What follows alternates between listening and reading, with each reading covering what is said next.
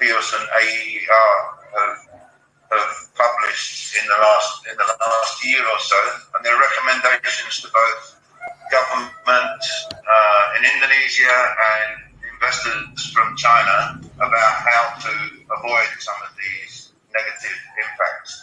And then the presentation will then be summarised and go into the discussion. So so there's actually two. Yeah. Thanks, Jim. Yeah, thank you, Martin.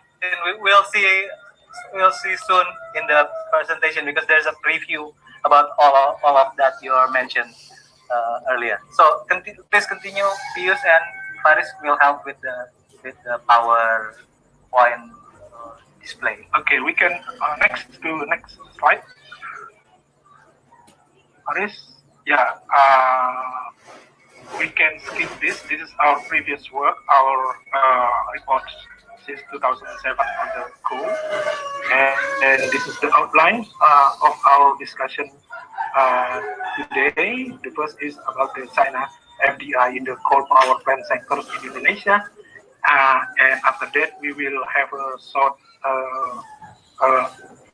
question and answer, and then we move to the three case studies, question and answer, and then recommendation and question and answer, as already mentioned before by Martin. So the key issue is China development in energy sectors, mostly on the coal, and we will talking about different role of the Chinese investor in the coal sectors and low standard, weak enforcement in Indonesia, social environment impacts, and recommendation to Indonesia government and China investors. So this topic will be covered during our webinar today. Next slide.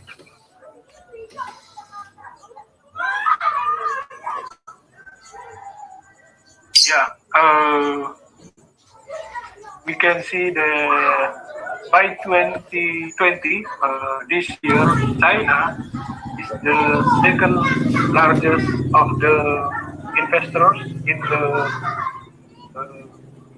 electricity, gas, and water after Singapore, and after Singapore, China is number second,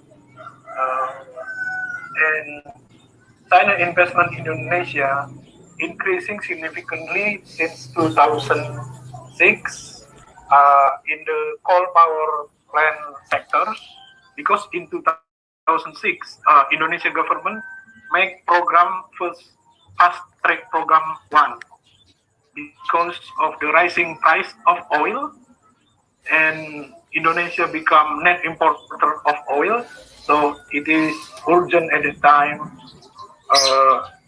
to move from oil, but unfortunately it is moved to the more polluted power generation. It is coal, and this investment increasing significantly since 2013, when Chinese President Xi Jinping announced the Belt Road policy.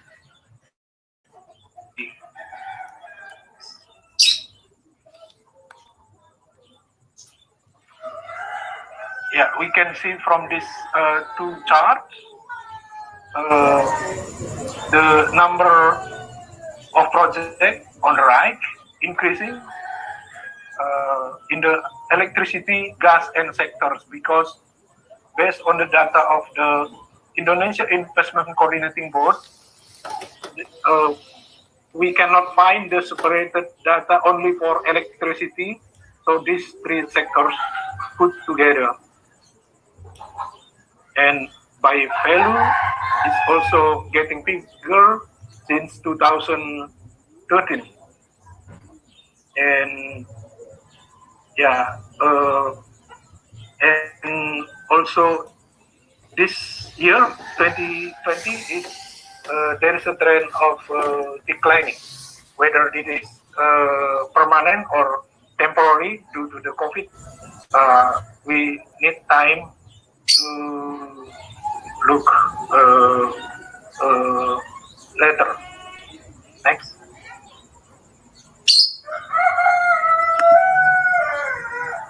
Yeah. Chinese involvement in this is the start of power system in Indonesia.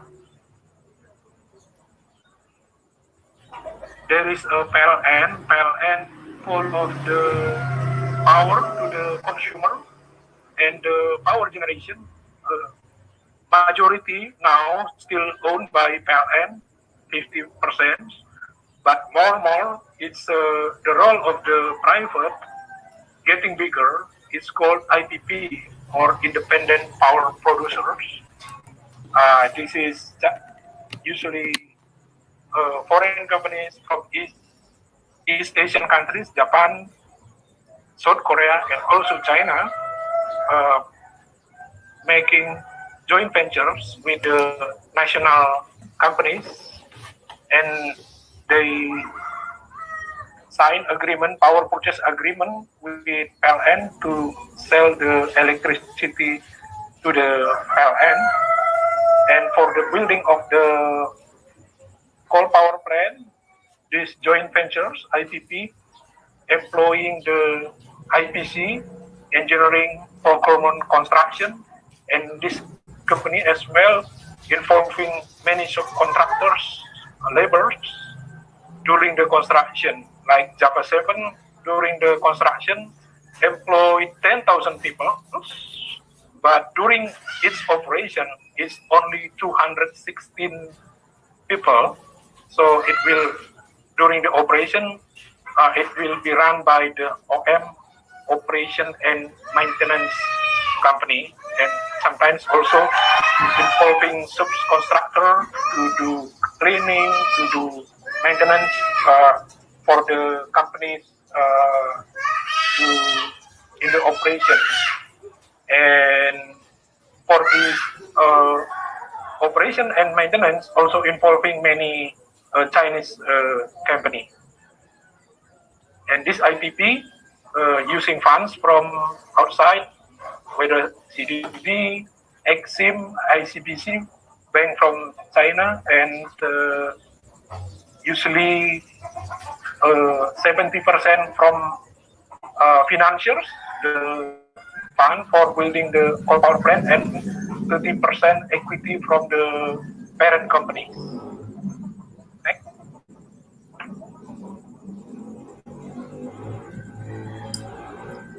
Yeah, I think we already mentioned previously about what is the IPP, what is the IPC, and what is the role of the financiers, and the company working in the operation and maintenance.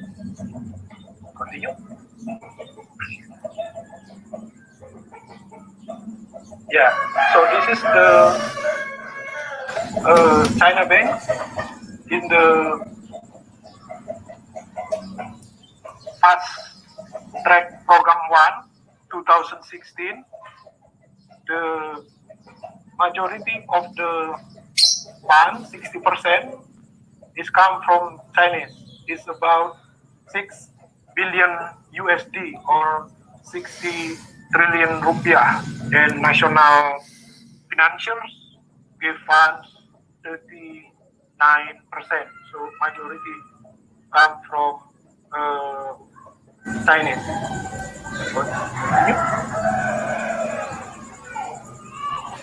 And the electricity program continue in 2010 by building another 70,000 megawatts and 75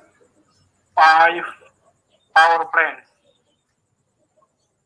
And from the 75, 11 of them are coal power plants. And this is the coal power plant owned by the PLN, and 3 of them funded by China's bank, export-import. Bank of China, Exim Bank of China, coal power plant in Indonesia called PLTU. So PLTU Pangkalan Susu, PLTU Parit Baru, and PLTU Takalang. That's it.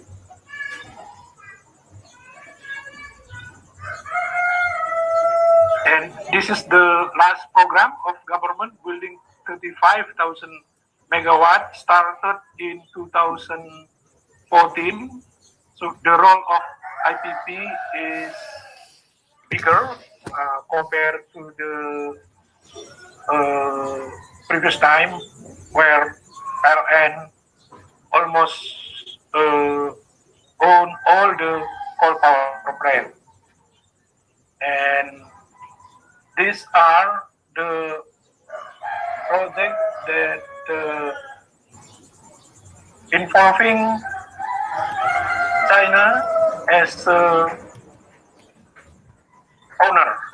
or IPP. PLTU Bengkulu is already in the operation. PLTU 5, PLTU Java 7, we will talk about this later in the case study. PLTU Kendari, this is owned by Indonesia company but funded by the Chinese Development Bank. Sumsel 8, this is owned by China Huaidian, 55%. And Bukit Azam, this is coal mining company from Indonesia and funded by Export-Import Bank of China. We will talk about this project later in the case studies. And also PLTU Sumsel 1, owned by China Shenhua. We will talk also later this project in the case study, the 3 case study that we will discuss.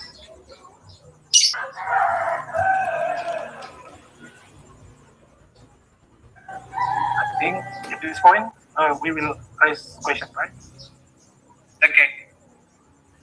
This is the opportunity if anyone wants to raise question regarding the profile of China investment, because we have 5 minutes for next section. Question in the chat room from Lionel Priyadi about the date that is used in the data. Maybe Pius can address this question. So yeah, Santika from AR already answered it. Oh no. What is the date? Is it from the what quarter in 2020 that you're using in the data? This is the most recent data about the China FDI in Indonesia. This is the recent data in the website of the BKPM or Indonesian Investment Coordinating Group. And China is the second largest now in the electricity, gas, and water. And on the historical data about the China's development involvement in the FTP1, FTP2, and it is already historical data. I think it is not issue about the update of data because it happened in 2006 for FTP1 and 2009 for FTP2. Okay, another interesting question. Pius, can you look on the group chat? Ryan from Ford Foundation China asking about the transparency issue regarding analyzing China investment in this sector. Is it difficult or is it transparent enough for understanding the information of China investment as far as you know? It is very, very difficult because this company is not public listed. It is even easier for us to analyze PLN because PLN disclose their information to Indonesia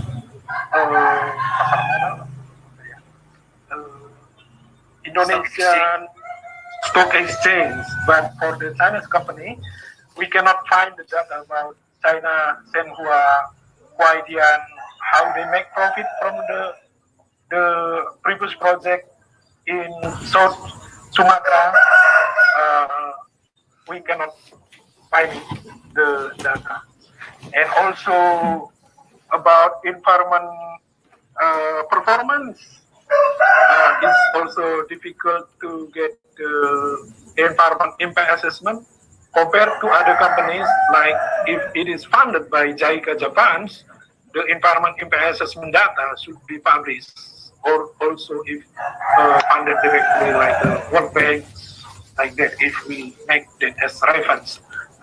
So it's difficult to get access data related with the China's FDI about the revenue, how much is that issues. Yeah. So the last comment is from Professor E.S. Cheng. He said that for Java 7, he has information that the funding amount provided by China Development Bank is 1.8 billion US dollars. Do you have the same amount of the same data about the amount of investment? Or do you have any comment on Prof. E.S. Cheng input? Yeah, that is a useful data. I think we don't have much debate about the data about this. It's just a matter of analysis. We want to pursue in our previous studies how much interest of the loan that provided by Chinese bank to the coal power plants in Indonesia compared to loan by other countries like Japan. Because in our hypothesis that China interest is higher than other financiers like Japan, and this later have consequences to the cost of environment and cost of labor that need to be lower in order can recoup the fund that invest in this project. But in amount of the funds, I think we can agree about the data. Okay, there's another question from Kevin, but I propose we leave to the because we want to continue with the rest of the presentation, but it is going to be raised again later. So we can go on Pius to 3 case studies. This is the first case study from Java 7 from Baton Bay. Please continue, Pius. Yeah. Before we move to Java 7, so we talk a little bit about Java. Java is a main population area of Indonesia. I forgot about percentage, but is it 50% of Indonesia population live in the Java Island? Yeah, so it's compared to outer islands, population stake in Jakarta, and the power plants also has bigger size in Java. So including this Java 7 is 2 times 1,000 megawatt, very big compared to size. Yeah.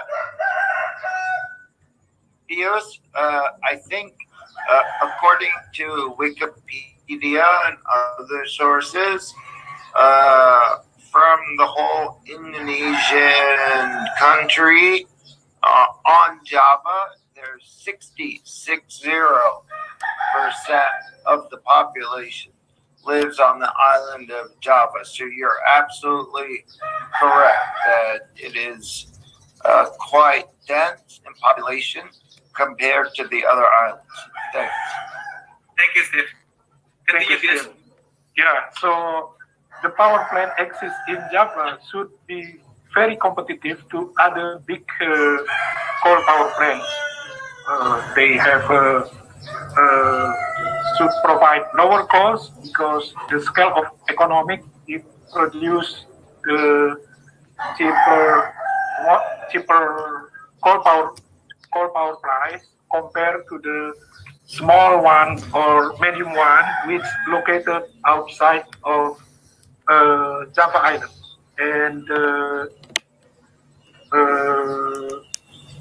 yeah,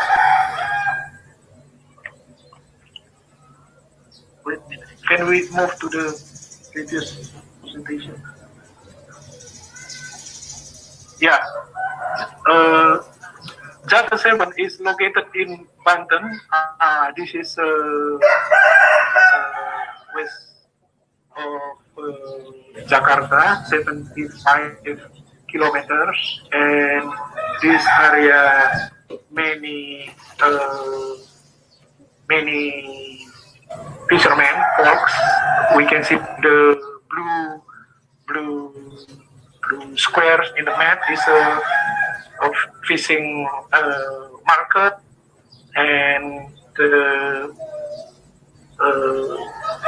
about 5,000 fishermen still fishing there, and we can see from the pictures the fishermen with our activists fixing its net. That's the kind of net that used by fishermen. Next. And beside this is the fisherman area. Government dedicate this area also as industrial jobs. So the gray one is the industrial area, and the orange color is the city area. So city area and industrial area is very close, neighboring each other. And one of the 240 industries that located in Teluk Bay is Java 7 that we receive 20,000 tons per day during its operations. Next, please. And the area here already degrading because the massive presence of the industries. We can find 5 varieties of seagrass found in Banten Bay, and seagrass is important to absorb the CO2. It can absorb 6.59 ton carbon per year, or equal to 25 ton CO2 per year. And the coal power plant will dump the wastewater to the shallow sea. And we can see also mangrove in the red area. This is also decreasing continually since 2008 until 2013, from 165.4 hectares to only now in 2003, 19.5 hectares. Yeah. Sorry, Pius, just a quick clarification. When you say wastewater, that's the same thing as tailings, right? Which is more common in the coal world. The tailings from the mine. Is that correct or no? It is different because tailing is mining waste process, like we find in the nickel minings will be issues in Sulawesi, or in the copper mine that we have in Papua or Newmont. So it's mining waste. This in the coal power plant, the coal, because it's burning, it will become dust to the sea, to the air, not to the sea, become dust. Dust, D-U-S-T. Yes, dust. It's related with the air pollution, which will be talk later, because it's boiler. Okay, thank you. Yes. Yep, for the clarification, I apologize for disturbing the presentation. Okay, continue. No problem. Yeah. So because it is boiler and need water as to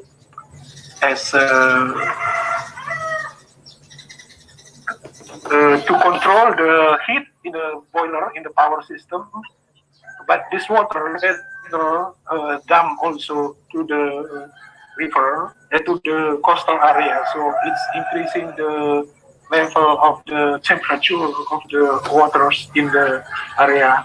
This is one concern about the water pollution from the coal power plants. Next. So,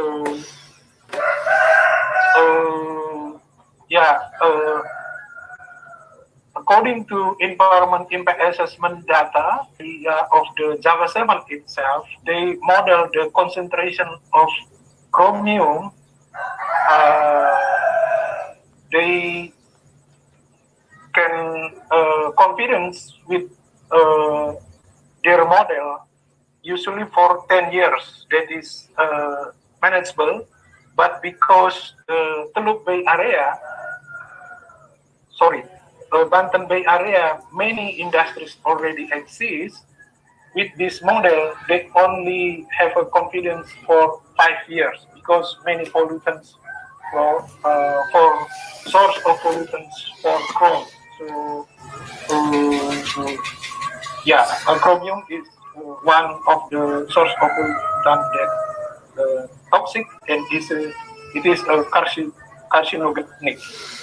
And the other industries present there is Wilmar and Wilmar can also write in their environment impact assessment that they make a chromium assessment in the bay, but they believe that their model only work for 5 years because coal power plant Java 7 already exists there. So they can blame each other about who source of this contaminant. Hey, Pius. Yeah. Sorry, it's Martin. Sorry to interrupt. I just want to prompt a story from you, more information. So maybe you can tell us, while the coal plant and other industries like Wilmar are blaming each other for the chromium and other pollutants going into Banten Bay, can you, for context, can you say what the government of Indonesia is doing about the environmental impacts in Banten Bay? Yeah, there has been issues about the air pollution in the Banten, and it is issue. This problem already become things that matters to central government as well. They already supplied with the air quality monitor into this area. That's what I know about the response of the government, Martin. So this, although Java 7 claim that they employ the best technology available, but when it is put in the area that already polluted because the presence of the other source of pollution is very problematic to the community nearby. That actually we want to stress it. That's right.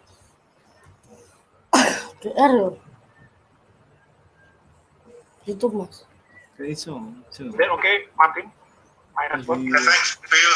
Yeah. So I mean, basically, the government's monitoring air pollution a little bit, even though they use equipment that's not accurate, but they're not doing anything about the water pollution monitoring and liability of polluters involved, right?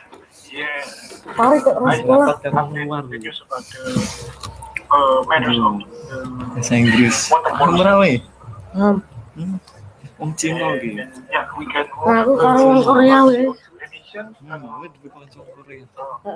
previously, Lu ngadus tuh. Jerman deh. Bisa tuh udah ngadus. Jerman. Jujur lek wah gimana? can we take, Jerman deh. Java 7, although it is a USC, ultra Water supercritical discharge. coal power plant, CO emission ki still namanya consume emisi 7 million CO2. tons coal per Ini year, belajar and kimia. it will emit 80 CO2 million itu tons hasil pembakaran motormu. Nah, iki pabrik-pabrik. Ngono. This is Nah, iki bahasa Inggrisnya apa artinya aja? 8% of the CO2 Asyik, bro. Tuh. Karbon itu sampai 69%. that come out from coal consumption Ini in semangat puisi ono. Ya, aku tuh. Aku baru maghrib paling gue mulai If Dari we maghrib. use the riset. older data to Bisa open maghrib. 2008, it is 10% Oh lah, gampang. CO2 emission Ya, udah kata. coal consumption. Sesuai iki. Apa tuh iki?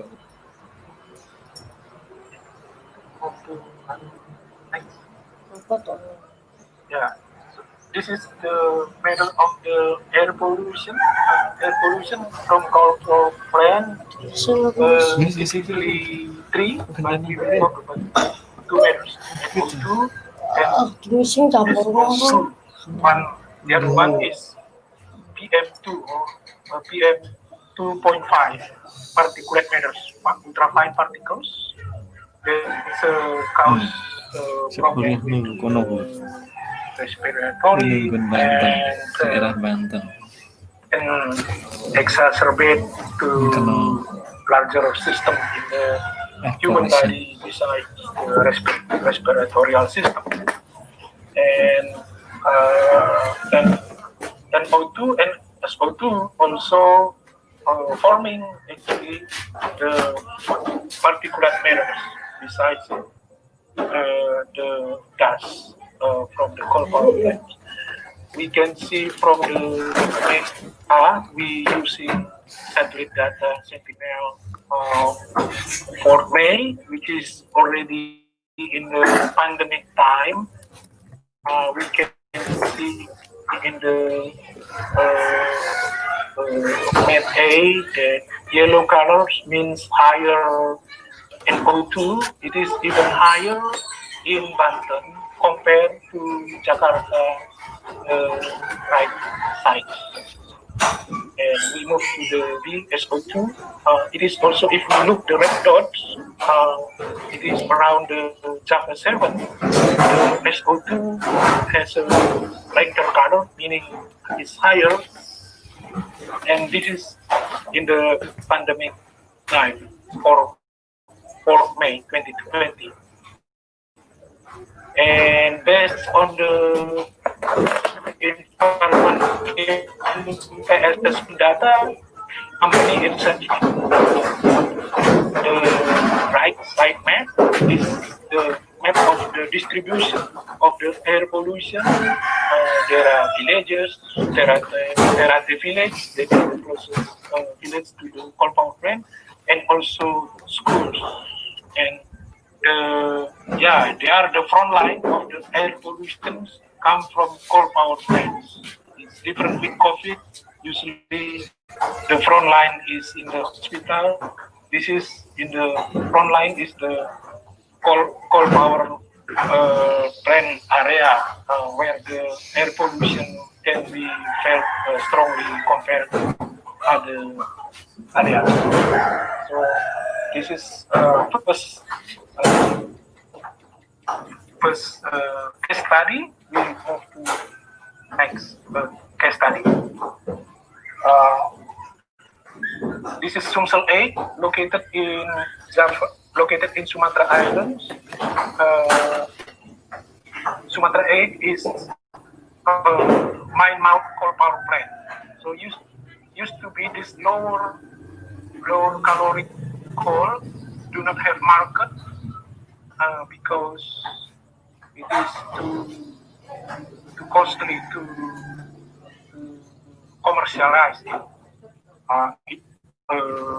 Export market will not accept because usually more than 5 caloric value or even 6,000 caloric value. But mine mouth coal power plant, the idea is using the low caloric value by making the coal power plant next to the area. So by this mine mouth coal power plant, the coal now the lower caloric coal value, the lower caloric coal have now economic value because of mine mouth. And Sumsel A now is the head of construction and is already creating problem with the local community and conflict the community one village Tanjung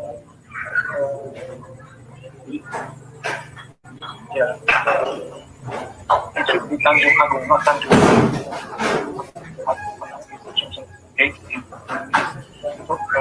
next case study, sorry about this should be Tanjung Agung. Community before own land and then their land during the Suharto time, quite repressive time in Indonesia. One plantation company, Sawindo Bumi Pertama, forced community to sold their land to the company. But now the PT Bukit Asam, PTBA, bought this land from Sawindo Bumi Pertama in order to build the coal power, in order to build coal mine, and later this coal from mine will supply the subsidy and the community now have a conflict with this land. The issues of the tower for electric transmission for community, they feel that they didn't get compensated, they do not get compensated, and also in the rivers where the water intake coal power plants come from, the community also complain about muddy waters because erosion from this water intake. And the percentage in the moment is about 50% of the construction, not yet 100%. It is scheduled to operate in 2020, but yeah, the problem related to the operation will rise later. In the moment is related with the problem with the construction for the issues that you mentioned. And also there is labor issues, massive numbers of workers during the construction area.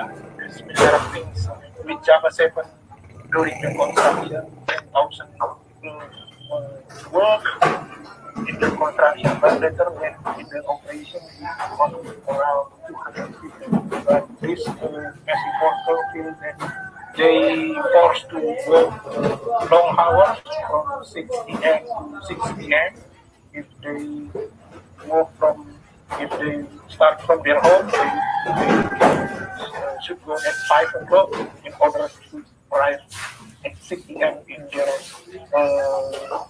power plant sites. And the payment is below the standard, including the overtime work and poor monitoring working conditions by government. Because when we issue these issues during our research, the company replied to our mentor that they monitoring already done by the local government. But when we talk with the government, with the labor, they felt that they do not have full rights when they work with the coal power plant,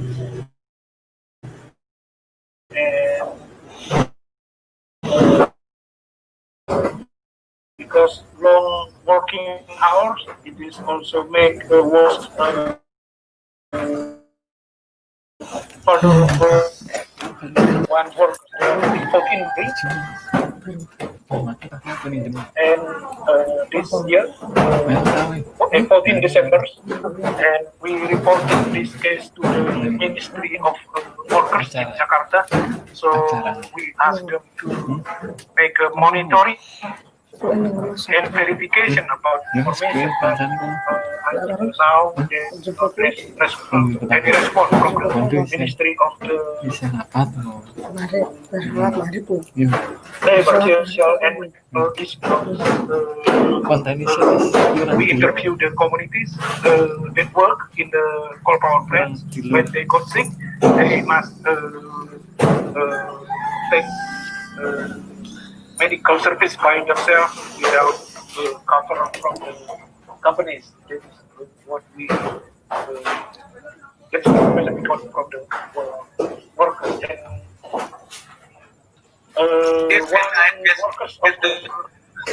I guess can I suggest you to speed up the presentation because we still have another case studies and recommendation. We all okay. Thank you. Yeah, and when there is an accident in the one subcontractor in Udo, workers only pay 2 million rupiah or 136 USD, and then the workers forced to quit from the job because no longer can work. Next slide. And because this is located in Sumatra, still close to Bukit Barisan area, still many of the wildlife exist there, and we can see in this map PLTU Sumsel 8 or in the area nearby it. From 2015 and 2016, there are 5 conflict tiger with humans, and the rate is about the death, and the number is about the number of the casualties. And yeah, it will be this conflict will be increasing when the Sumsel 8 move to the operation stage, because it will need more area for the coal mine to supply for the coal power plant.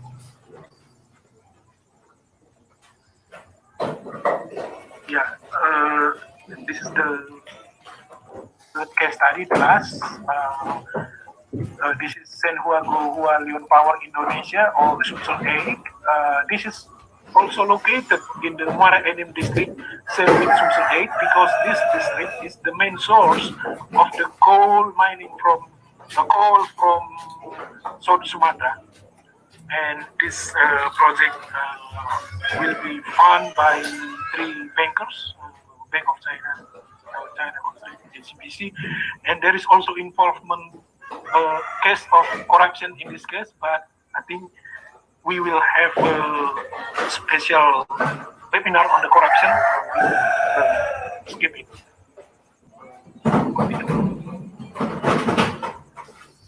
Yeah, this is during the pre-construction, so the fences for mining site already exist, and it's block the water flow from the plantation.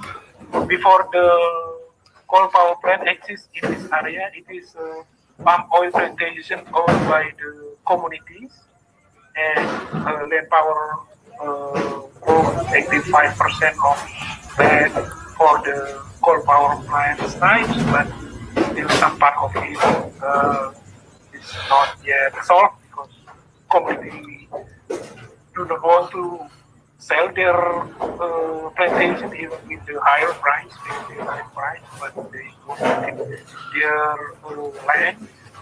And then there are also issues of 3 rivers for the coal power plant sites, and based on our interview with the head of village, Tanjung Pinang, this blocking of the rivers is without permit by relevant agencies. And besides this coal power plant, there are other power plants will be built still in the pipeline in Jambi. So Sumatra has reached of the biodiversity, wildlife will become more and more under threat because of the presence of coal power. Masa Thailand Melia? Yeah. Dia gendong kue Melia. Yeah, the labor issues similar with Sumsel A, long working hours, salaries below the standard, and also during the pandemic time, labor must stay months in the local coal power plant sites, although their village is just next to their near where they work. It is like people who work in the cities, they cannot move out from their office, but their home just next to their office. This is the case in the Sumsel Lake and Sumsel Bang.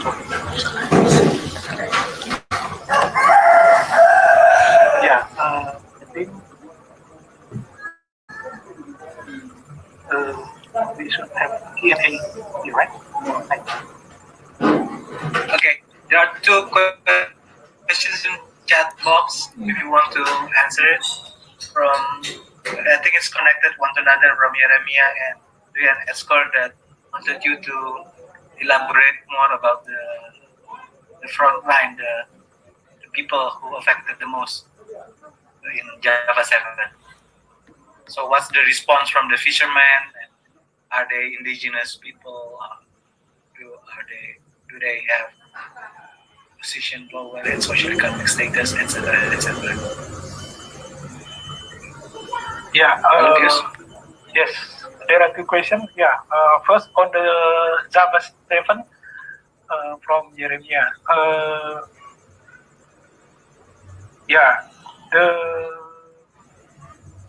When we did interview with the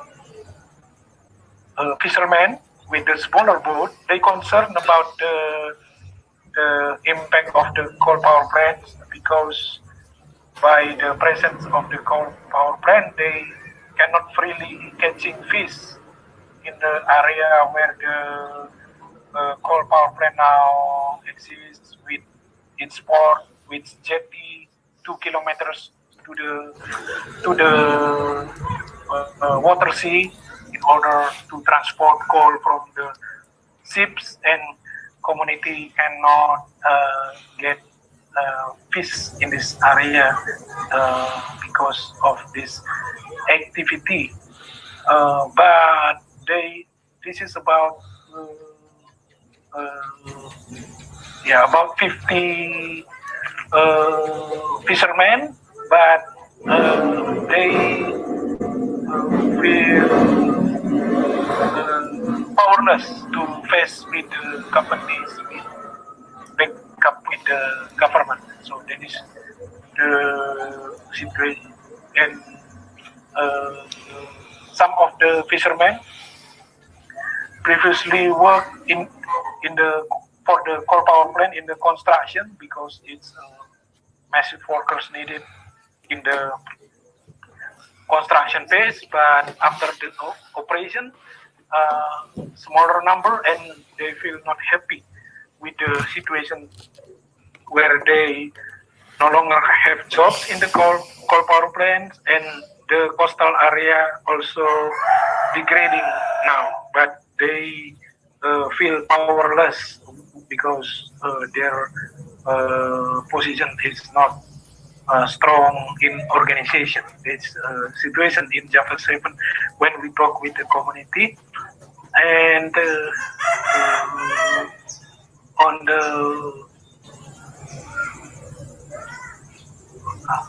second question about the pollution.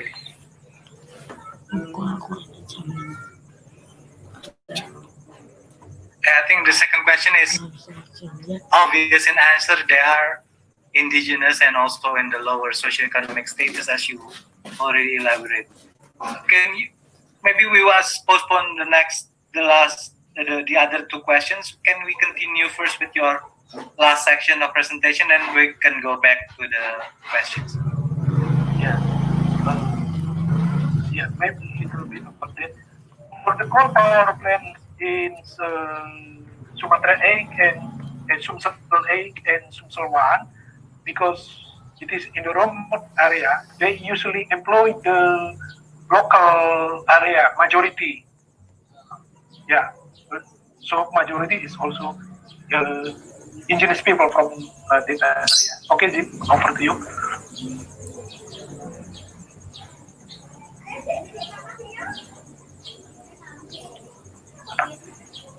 So we move to the next slide. No, back.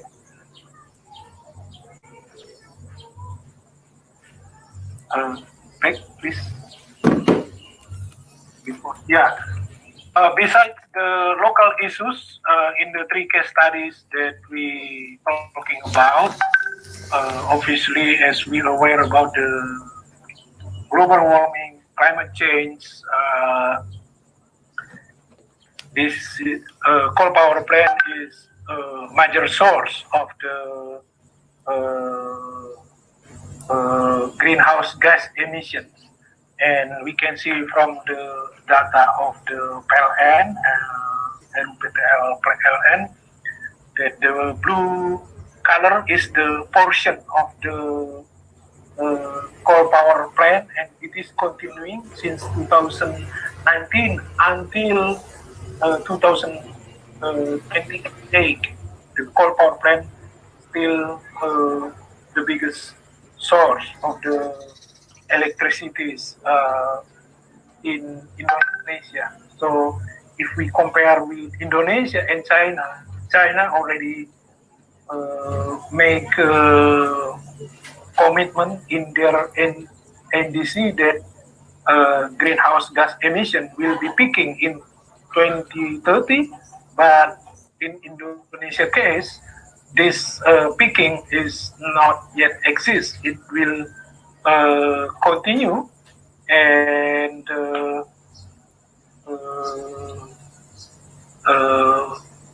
China become enabler for this situation where the coal power plants become dominant. In 2028, 85% of the emission will come from coal power plants. Next slide, please. Yeah, we use the data from the government agency, BPP, PPPT is a government research and technology application. We can see until 2050, on the left side, batu bara, meaning coal, still the biggest power generations in Indonesia until 2050. Although there is a plan to increase renewable energy by 23% in 2025 and continue after that, but we can see from the modeling used by government agency, this modeling made recently, the coal power plant is still the biggest part until 2050, and also because of big contribution of the coal power plant, the emission from the power sectors is the biggest part, which we can see in the right side charts. The green colors is the CO2 emission from the power generation, along with other source of energy related from oil refineries, commercial houses, transportation industries, coal power plant will be the source of the emissions in 2050s in energy sectors due to the coal power plant. Yeah. Next. Yeah. This is the recommendation from our 2019 studies to the government. We need to save from coal power plant because electricity price is actually keep increasing, although we already moved to the coal power plant. And foreign debt will become issues. We mentioned that in 2019, and it is also now more obvious. Foreign debt become problems for the coal power plants in Indonesia, especially the income from the power electricity being sold is not as high as expected before. And we also recommend that PT Sarana Multi Infrastructure, this sebenarnya ini ada rapat sih, Pak. agency for infrastructures owned by government, Ya, so exclude coal power plants in their financing scheme, because Sarana Multi Infrastructures also access fund from Green Climate Fund, which is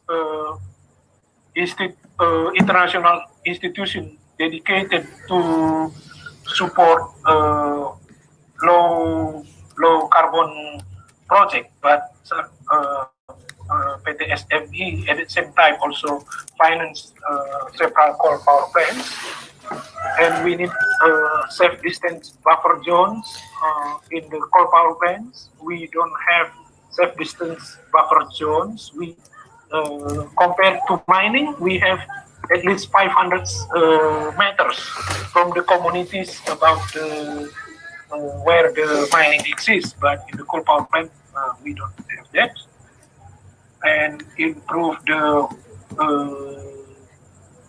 manpower supervision and relate with the monitoring on the wages to the workers. Next. And this is our recommendation to the Chinese investor fulfill all the normative rights, which is already in the Indonesia regulations, and provide system monitoring and compliance and reporting mechanism, so workers and local community can report to the subcontractors companies. And the plantation near the coal power plant mine mouth area should be purchased at fair price and coordinate with government. So the local government the local people who already sold their lands can get decent work after the coal power plant exists in the rural area. Provide enough funds to supervise water quality with chemistry and environmental biology parameters.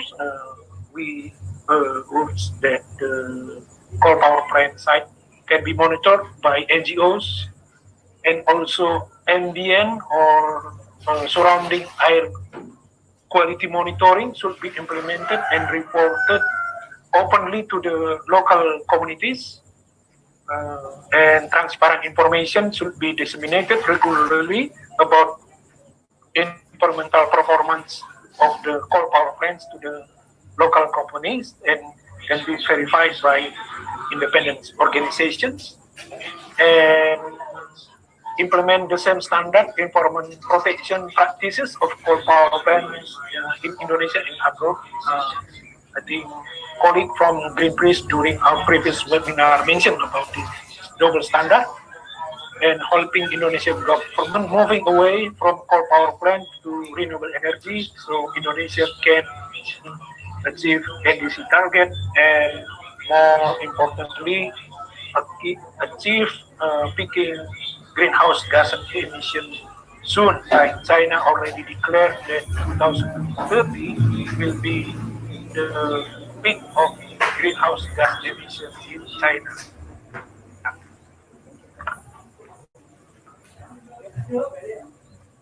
Over to you, Jim. Thank you, Pius, for excellent presentation. A lot of insights and information. There are some questions left unanswered in group chat. I'd like to invite friends from China-based NGO like Yimin and Liang Yu to address directly the questions, because the recommendation already mentioned by Pius. Please.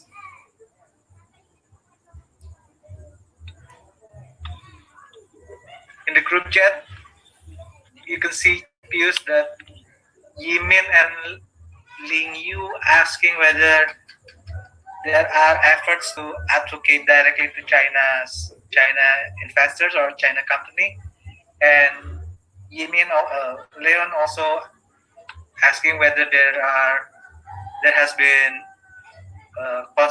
coordinated efforts to advocate the issues with Chinese NGOs.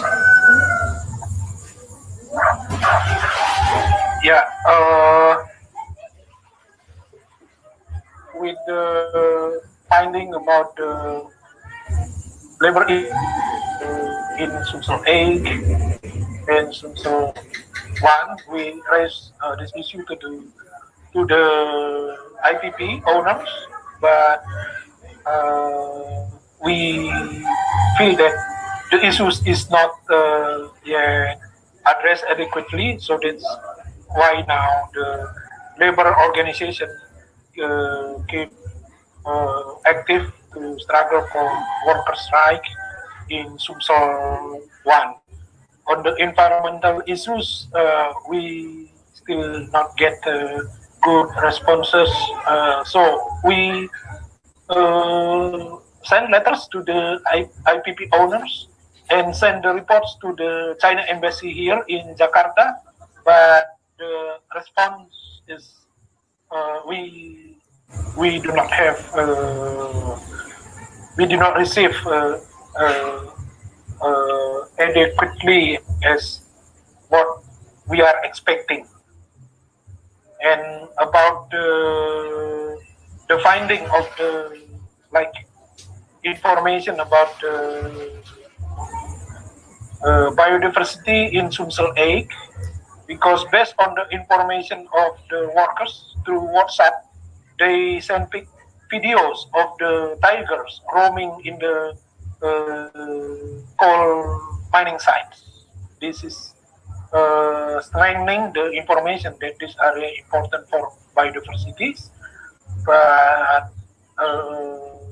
we informed the China embassy about these issues with the message or request that they should not build new coal power plant in Sumatra like in Jambi, because the existing coal power plant in Sumsel 8 already have problem with the biodiversity like tiger, but we do not have response from the China embassy in Jakarta.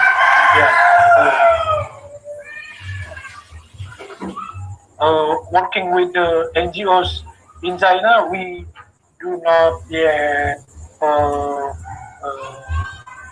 find contact right now, so it will be good if we can have a contact to work with in the future to raise the issues that come from the coal projects in Indonesia. Hey, Pius, if you don't mind me adding, it's Martin. Yes, a really good question from Yumin. Thank you very much for that. I think this is what this webinar series is trying to establish. It's this coordinated effort from NGOs in China and NGOs in Indonesia to assess these impacts, to identify the issues, and to approach the people in the decision makers in China and Indonesia to try and change the situation. So, this is exactly the purpose of this webinar series and this partnership.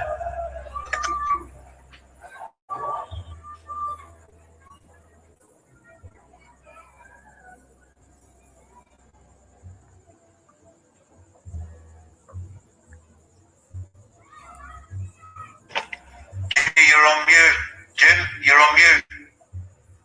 Sorry. Pius, there are still some questions unanswered in chat box, and also one from Kevin earlier. From Lionel, do you want to answer his question, whether you can compare between the different, the comparison between Jokowi's era and previous administration of SBY in terms of coal-fired power plants? I know it's not your focus of research and presentation. It's up to you whether you want to comment on this question. Yeah, SBY government initiated the shifting from power plant based on oil to the coal power plant. So that's the legacy of the SBY with the first fast track program 1 and 2. And the legacy of the Jokowi is 35,000 megawatts, which is 50% of it come from coal power plant. So we see that this Indonesia government is controlled much with the coal industry, and even the private of the company, Indonesia private, Indonesia businessman is very strong in the coal industry. When we see China news, China situation, the coal power plant mostly on the behalf of government, and the private mostly on the renewable energy. But if we look in Indonesia, the private itself become the dominance of the coal power plant and coal mining business in Indonesia, and they are working joint ventures with the monies from state-owned companies from China, like Shenhua. I think Shenhua is state-owned companies. So, yeah, there is not much difference between SBY and Jokowi. They are both happy collaborate with joint ventures with China to build coal power plant, and the standard is not even improving compared to China. We have a double standard between regulation, air pollution in China and Indonesia. Okay, thank you, Pius. There was another question from Kevin being delayed by me. He wanted to know whether China investment through Singapore can be traced, or do you have data about China investment that came from Singapore?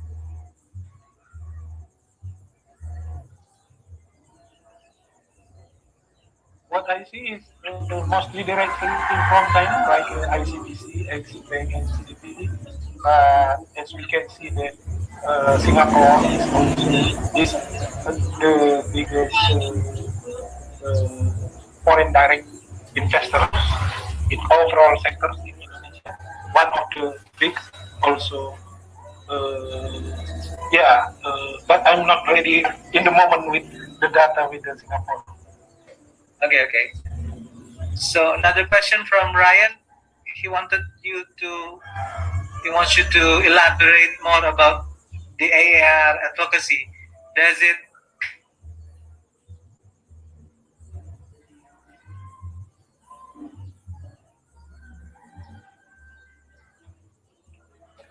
collaborate with larger network of Indonesian? And the question: are you alone, AR, doing the advocacy by yourself, or are you in network with other NGOs in Indonesia? We working with the NGOs in Indonesia and also in the regional. But in the moment, it is NGOs in Indonesia. Their work mostly developed with the Japan and South Korea is already become active and make a significant change. But with the China's FDI, we still need to do more. But we have an alliance here work with NGOs in Jakarta based, the capital, where we can talk with the larger media, and also we discuss also with the NGOs in the province, in Banten or also in Sumatra. Yeah, we have alliance. There is from Bersihkan Indonesia and also Traction now also working on the China's investment. This is also collaboration.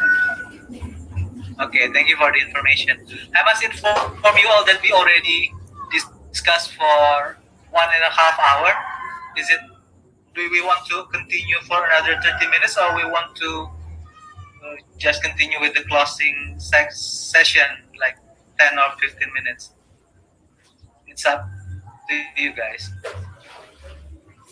I invite Steve, maybe you want to say something about the recommendation and thanks, Jimmy. I'm not sure. Depends on everybody else on this call how much longer we want this to go on. In terms of the presentation and question and answer. But my deep gratitude to Pius and the team for raising these issues, because I think, if I'm not mistaken, many of our colleagues, both within Indonesia and in China, are not necessarily aware of the lived reality, right? In terms of, imagine you're a mother who just had a baby and is living in one of these areas, and the vulnerabilities that you have to consider in addition to being a new mother, right? And that this is all being financed and agreed to by the Indonesian government with Chinese finance is problematic, to be honest. But as Enjiang and Ali and Ryan have discussed, investment from China is like gravity. It's like just a fact of life. So our mission as a collaborative team is to help nudge Chinese investment, whether it's through mainland China or Hong Kong or Singapore, to ensure that it has more positive social, environmental impact, and also good governance impact. I have no answers to any of those questions, which is the whole reason that this collaboration exists, because Pius and and Traction and others and, colleagues on the China side know much more about the field, about the lived reality. So I defer to you all on, do we want to continue this discussion right now? Do we want to end it, or do we want to go on for 10 to 15 minutes or 30 minutes? I can stay on the phone, for don't worry about that. But it's a matter that's your decision, not mine. I'll leave it at that. Okay. There are two questions. Okay. This or anyone was talking? Yeah, this is from Anjiang, and I'm the program officer from China. And I think we can take some time for reflections, especially the participants from the China side.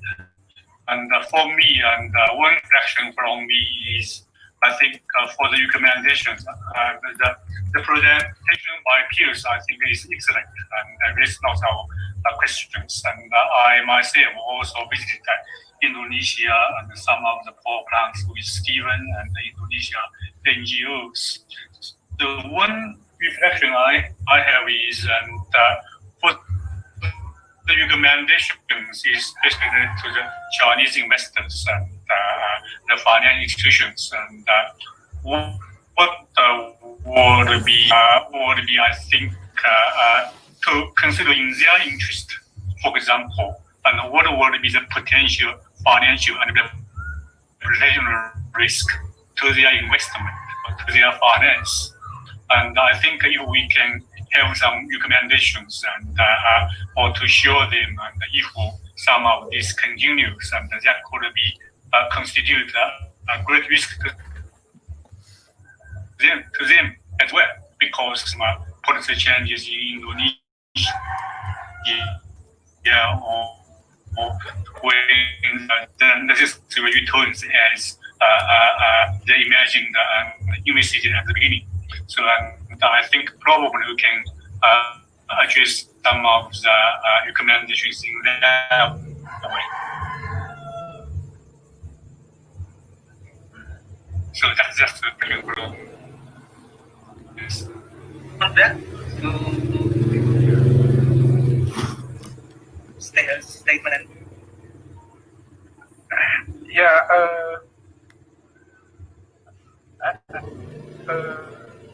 I think we can look with broader global context, like several funders already avoid finding give finance to the China to the coal power plants. Central banks already committed to not fund the coal power plants. There are limitation also made OECD countries. That's why the coal power plants, the small or medium one, is built by China in Sumatra, not by OECD countries. And in Sulawesi, even more smaller one, because the market is lower there for the energy. But this kind of project will not it's not possible to get investment in terms of kind of IPP from Japan and South Korea or other countries. China become front line to the new area where the coal power plant exists with the medium air and small size. I think we should work with China also using the green credit guidelines, that they want to use the best practice in global to follow this trend in order not to to fill the space that left behind by other financiers. So yeah, in terms of risk finance, I do not know how make a framework about to increase risk finance because Indonesian government seems to guarantee in terms of regulations that needed to for the coal power plants in Indonesia. So yeah, that's our difficulties. Can I add, Jimmy? Do you mind? Jim? Go on, Martin. Continue. Thanks very much to Pius for the very good presentation. I think it's a very good analysis or comment from Enjang, from Ford Foundation in China, that we should that guides the way that we could go. I mean, what's clear from this presentation, and also clear from the work we're doing on the research mapping of China investment in Indonesia energy sector, both for traction and also for the report for Oxfam Hong Kong. What's very clear is that it's very difficult to assign responsibility for quite a lot of these impacts that he also showed a snapshot of. And, maybe that's not the right thing to do, because then it would just become a blame game. It's not, there's a role that China finance plays, or China construction, or China operation plays in these coal plants, but it only goes up to a point. And equally to blame are the weak Indonesia standards and the weak enforcement from the Indonesia side. So I think the clear message from building on what Enjang was saying is that the China NGOs really focus on changing the sense of responsibility, or building the motivation to do more in China. And Indonesia NGOs really focus on raising standards through engagement with the Indonesian government, through much better investigation, much more in-depth investigation of the impacts. Because if it becomes a blame game, then it's easy to ignore. So I think that's something that can be really built on here. Thanks. Thank you, Martin. I guess we can approaching the end of the discussion.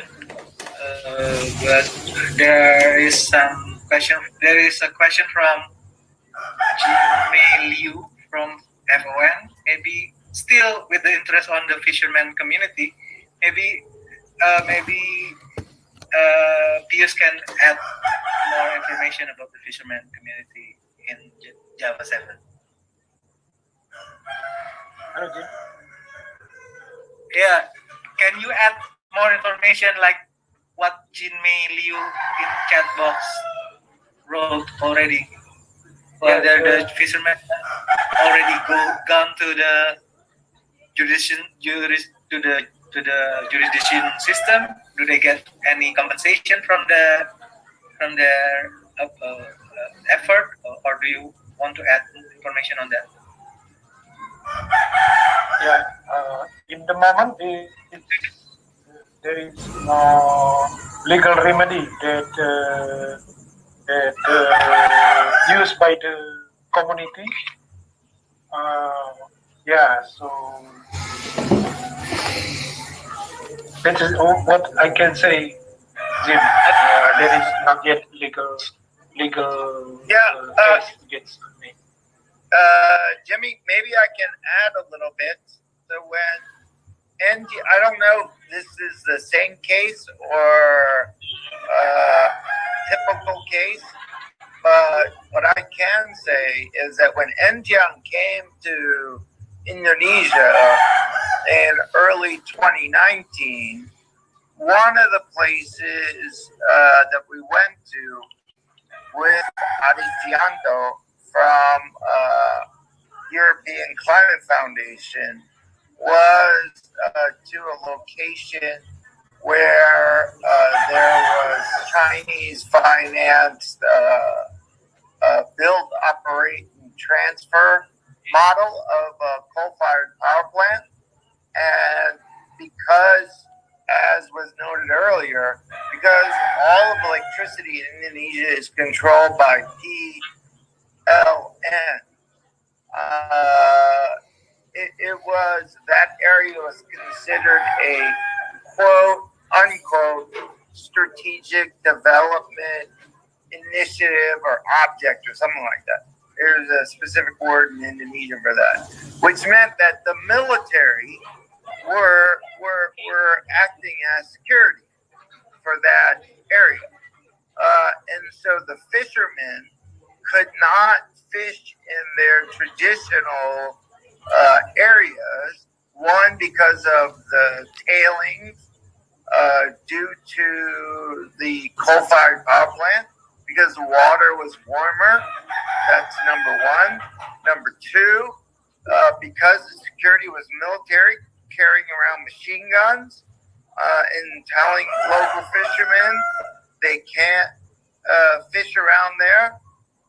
That was the second factor. And the third factor is that these fishermen own very small boats, and they're all powered by diesel. So you can imagine they have to go farther out, spending more money in more risk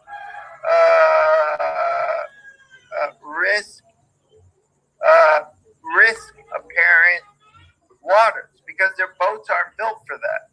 But yet, that's where they had to make their money, because of this coal-fired power plant, and which was on the coast, of course, because this area we went to, there was no inland coal mining area, so they were bringing coal in from other areas via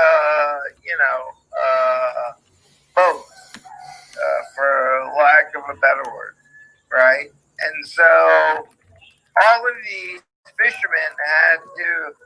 The take-home message here would be they have to go farther out, spend more money, and are at higher risk to be able to live as poor. They're essentially, they're poor people. Nobody is getting rich off being a local fisherman. But at least before they could afford to fish in and around the areas that they live.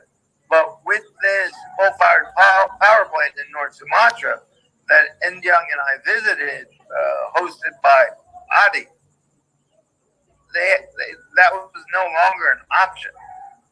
So I don't know if the case that Pius is mentioning relates to that at all, but that's one example I can give you very concretely, and I think Enjang would. I'd be interested to hear Enjang's perspective on that. Yeah, I think this is important issue to the local communities in Indonesia, and giving the environment effects and also health effects, and plus the impacts on the productivity in fish and crop and animal production. And we saw all that in that visit. And I think no, the main difficulty is this is like an area of backup, because as Martin mentioned, Indonesia have that weak regulation and implementation on the investment in coal, and in terms of the social and environmental impact. And then in China's case, this is investment in other countries, and so lots of domestic regulations and policies and the government commitment don't apply.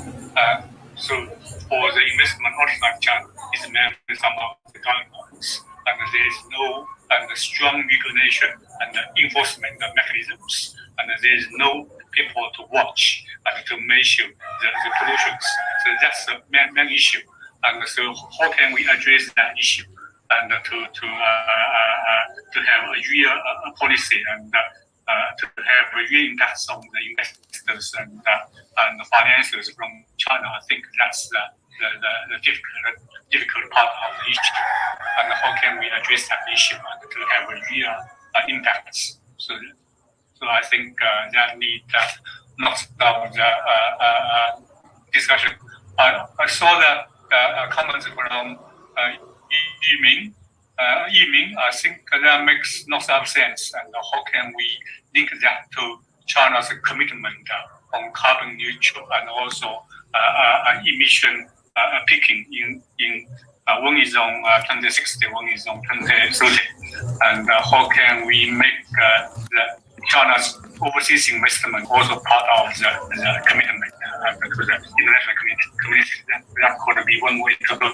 And from the Australia, Indonesia side, I'm not sure what could be done to make the implementation and regulations and more strong and more enforceable.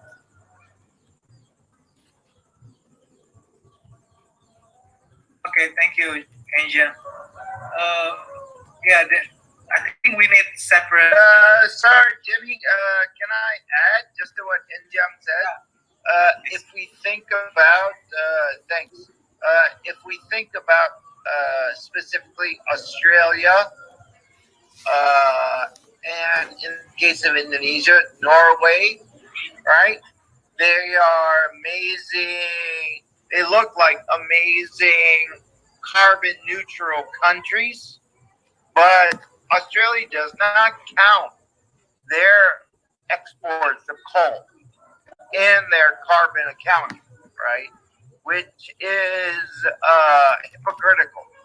Also, on Norway, they are one of the biggest bilateral contributors to climate change, and we have to ask ourselves, where do they get their money from? Well, it only takes one Google search to know that Norway is rich and able to provide, for example, $1 billion to Indonesia, which is still a small amount because Indonesia, as just mentioned, is an economy worth $1 trillion. So $1 billion is not that much, but from it's enough to make people pay attention for a minute. But then if you ask, where does Norway get its money? It's all from oil in the North Sea, and it takes one Google search to find that out. But somehow, people want to ignore that fact about Norway and Australia. So part of this collaboration between China and Indonesia is for all of us to speak honestly, truthfully, and figure out how we as a community can improve the situation, right? The situation, what I mean by that is that Chinese investment into Indonesia is happening, has been happening, and will not stop. But how can we ensure that it has more positive social, environmental, and governance impacts? And I fully agree with Martin's comment earlier. This is not a blame game. We're all responsible, whether intentional or not. So as a community, what can we do to ensure that Chinese overseas investment, however you want to define it and wherever it comes from, whether it be through mainland or Hong Kong or Singapore, has more positive impacts. And the Indonesian government does their job. Period. That's what I heard also from Pius's last comment. And I'll stop ranting. Sorry. Thank you, Steve. I must inform you that we now really approaching the 2 hour duration of our webinar. So maybe I'm not going to conclude anything, but from my position, from my understanding of from Pio's presentation and many points from the questions of the participants, I think we need to support and to endorse more investigation from the ground or from the field, like what AAR has produced, especially to raise more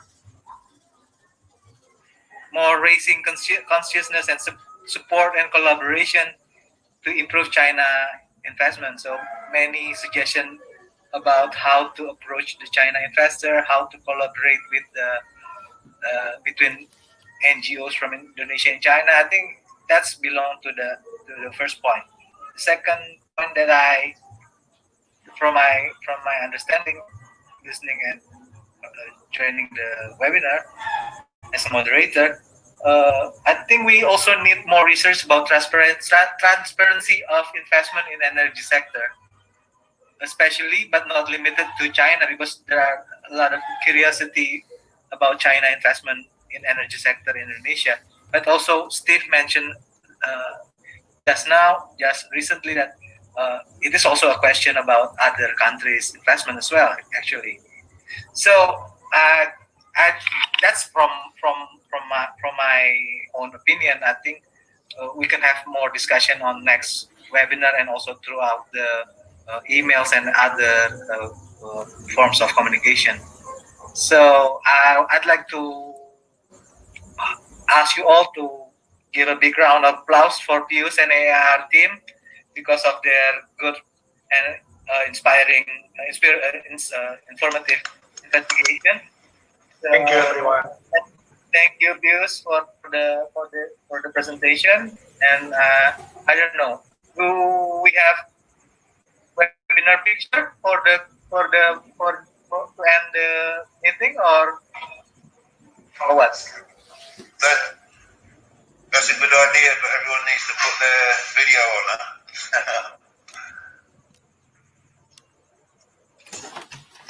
Can you help with the picture session?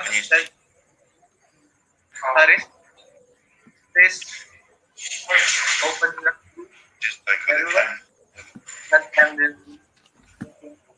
And disclaimer, we will ask everyone to maintain the information within the group, so there's a commitment to make this something that will not endanger anyone that take part in this discussion or webinar.